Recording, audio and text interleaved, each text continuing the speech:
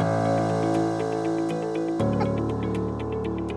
welcome back to AI Unplugged. I'm Steve, it's my buddy Mark, and we are so glad you came back again. We must not have run you off the first time. And we're today just going to jump into UTverse and talk about what is AI and some ways that Mark and I use it to help out, with life. So, Mark, the big question I have is, what is AI? That's a loaded question. I think that when people are talking about AI in this day and age, they're not talking about machine learning or neural networks. What they're talking about is just generative AI. Okay. So generative AI is more of a modern implementation of basically a smart AI that creates new content. Okay. Right?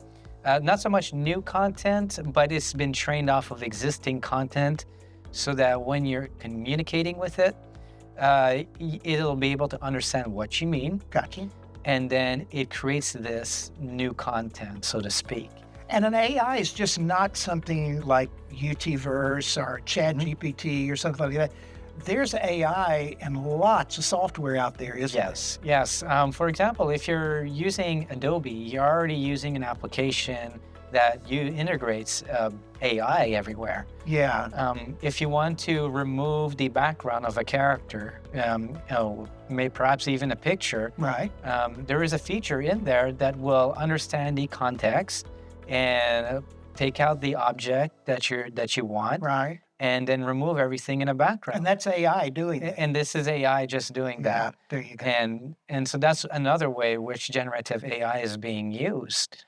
I'm sure that context fill, I think is what it's called in Adobe. Content-aware fill. And that one actually, if you just want to have like a background of a beach or something, and you already have a picture of yourself, well, you can generate the background of a beach and just lay your own picture over top of it to make it seem like you're at the beach. Yeah. And you know what? Another Adobe product that's really cool that just came out recently is AI inside of Acrobat. Yes.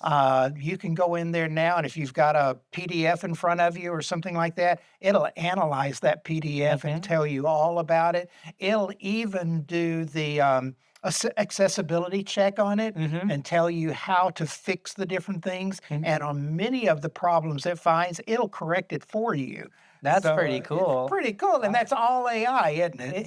It is. But I think most of the time when people think AI, they think UTverse or ChatGPT or Gemini or something like that, don't they? Absolutely. And UTverse is one of the many implementations of generative AI, and it's one of the projects that we're very proud to have been working on. We've been working on this project tirelessly to get this to work as it is, because as you may know, ChatGPT has hundreds of staff working on the front end. Right. And UTverse... Let's not talk about it. That's who's doing it. So, well, I also have somebody else helping. So, and we work great together, but we're only two, right? And so getting a project as big as UTverse to function is actually a tremendous task to do.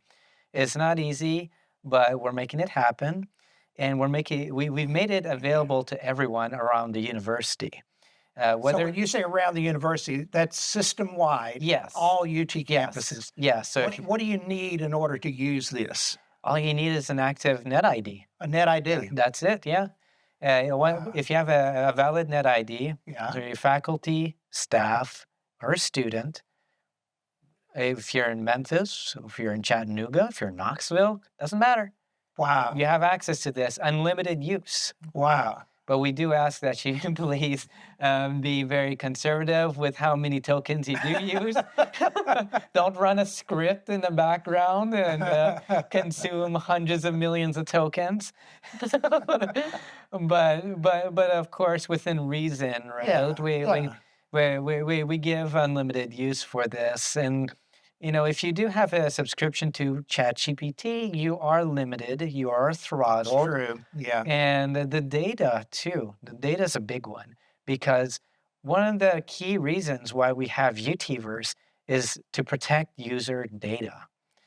When Yeah, I was going to ask you about yeah, that. Isn't there a security thing involved here? yeah, absolutely. The AI models are actually hosted by Microsoft Azure, Okay. and we have an enterprise agreement with Microsoft stating that for example, the prompts that you send over to the AI model, those are not going to be used for further training. Like when I go to ChatGPT, they use everything I put in there? Pretty much, yeah. Wow. Yeah. Okay. So there's no telling what they're going to use it. They may use it, they may not use it. They may look Right. at your chats. Mhm. We don't care to look at your chats. and Okay. and so we want to make sure we had a safe environment for people to use UT data, right? So that it can be consumed and used Right. without a fear of it being sent out to some other country or some other Gotcha. company. And so that is one of the most important features, I think, for I do too. YouTubers. Yeah. I agree. I agree. One of the things I do that I find useful to me with AI, um, I'm not the greatest writer in the world. I know it's confession time, right? Uh-huh. And I will write like a newsletter article or something like that, Hmm. and I try to proof it, but when you're not the best writer and you got to proof your own stuff, it's not always the best. Hmm. And I'll take that document and I'll upload it to UTverse, Hmm. and I'll say, "Hey, critique my document for me. Hmm. Tell me what I can do to make it better. Tell me where my grammar's wrong. And this kind of Hmm. thing."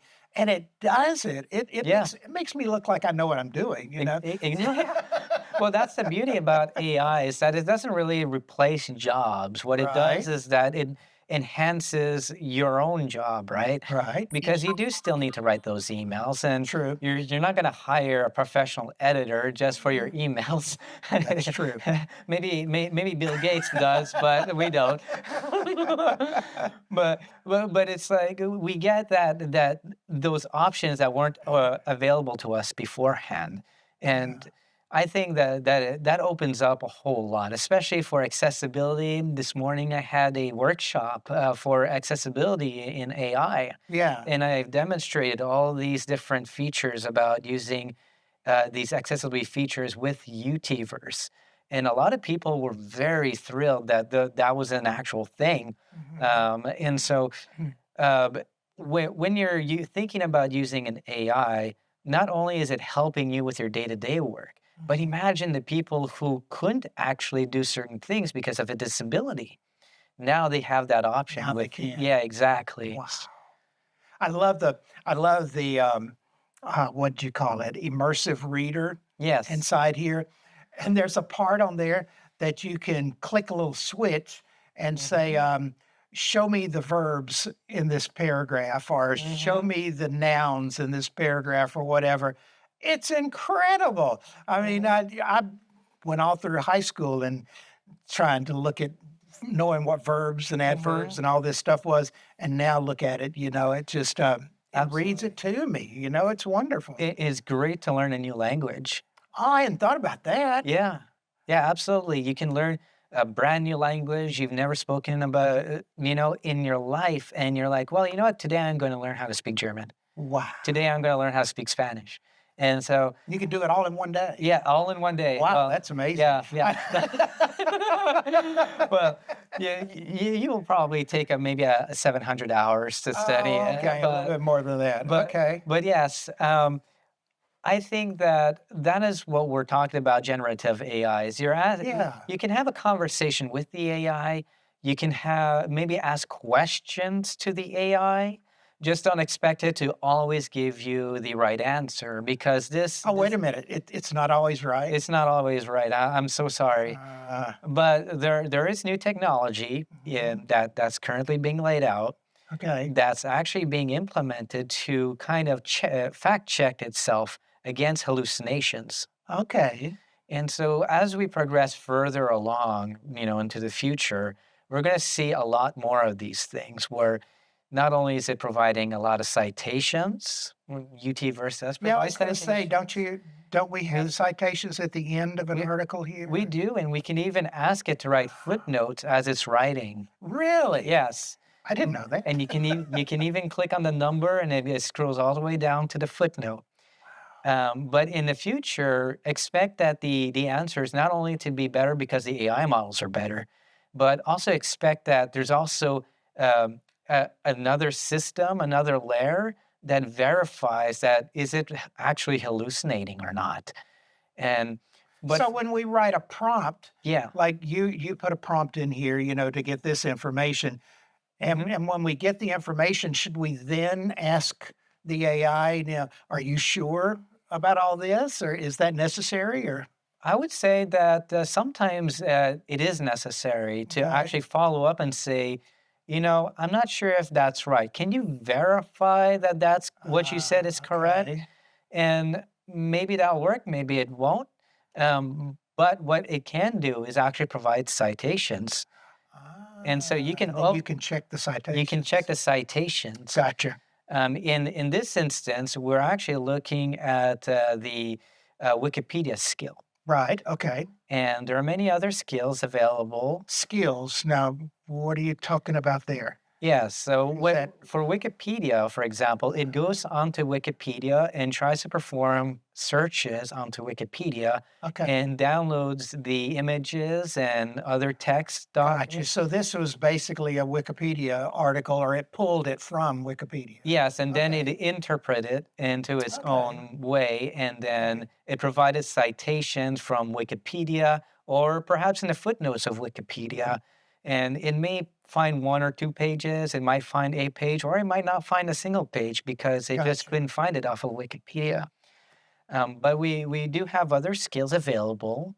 For example, mathematics. Yeah. There's an agent that does the calculations. Okay. But there are some limitations. You won't be able to solve very complex problems. Okay. But it does a pretty good job at it for now, anyway. But there's another skill which lays out information in latex. So if you're a scientist and you want mathematical equations, Right. it will display those. Another skill that's actually coming out very soon is the internet skill. Oh.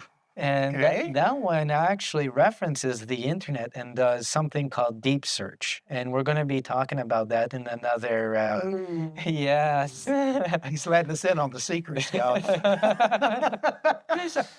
Another skill, which is actually coming in the next update, is actually the being able to reference your OneDrive. Okay. And so those are the types of skills which Oh, wait a minute. It will tie to my OneDrive? it ties with your OneDrive automatically. Oh, man. But yes, so you'll be able to eventually import those files directly from UTverse, and then it'll be able to do a search against whatever you're asking. The future's bright. The future is really bright, yes. So we're really trying to expand the usefulness Yeah. of UTverse, Yeah. but as well to give kind of like a comfortable experience and not to overwhelm people with so many different features. The more you do play with it, though, the more you'll experience new features because there are just so many. I know you showed me one a few weeks ago where you can upload a picture to this thing, to UTverse, and say, tell me about that picture. And it sees it. It knows absolutely what does. it's there. It tells you the kind of picture it is. It'll even answer. Now, one thing I learned, I uploaded a picture that had 8 bottles in it, 8 bottles of hot sauce that I had made. And I said, tell me what you see in this picture. And it said, I see 4 glass bottles. And I go, are you sure about that? Go count again. And it went out there and counted again and said, oh, you're right. There's 5 bottles out there. So of course, in its defense, some of the bottles were overlapping, and stuff like that. But it was so cool that it said, I see these bottles and they're filled with a red condiment, possibly something like a hot sauce. And I went, holy cow, really? Exactly. And it just knew it. It's able to do OCR. So from the images, so if there's text on those images, It can read it. It can read it. It can also do data analysis off of the images. And so if there's a person there or multiple people, it'll be able to kind of discern that these are the different people, That's crazy. but it won't know who those people are. That's the Oh, it can't identify them. well, Okay. it could, That's a but security thing. yes, exactly. Yeah. We want to kind of try to juggle kind of like the ethics of this a little bit, and Sure. so we prevent that. But what it can also do is that if you have if you upload an image, right? Let's say an image of a bird. That's what I did this morning. Okay. Yeah. And this was this demonstration for accessibility. You take a picture off of your phone, you want to know what kind of bird that is, and then you can see, exactly what kind of bird that is. And not only can you ask it a question of what this is, but you can even say, what are the technical information about this image? And now it gives you like the confidence score of how confident it is that there's a bird, that it's blue, that it's an animal. And Wow. but it is these kinds of features that we're definitely going to have to go through in depth when we talk more about these. Yeah. Yeah. But we're going to be covering all these things. Yeah, over absolutely. the next few weeks or months or however long y'all will listen to us. We're going to cover all these things and a whole lot more. And I'm really glad we're doing this. I think it's going to be a lot of fun. Absolutely. I know I'm learning a lot just being in his presence. And but we're glad you came today, and I hope this has been encouraging, and just let your friends know about us, and we'll be back really, really soon, and we'll do another one of these. That's right. See you next time. Thanks, y'all. Bye.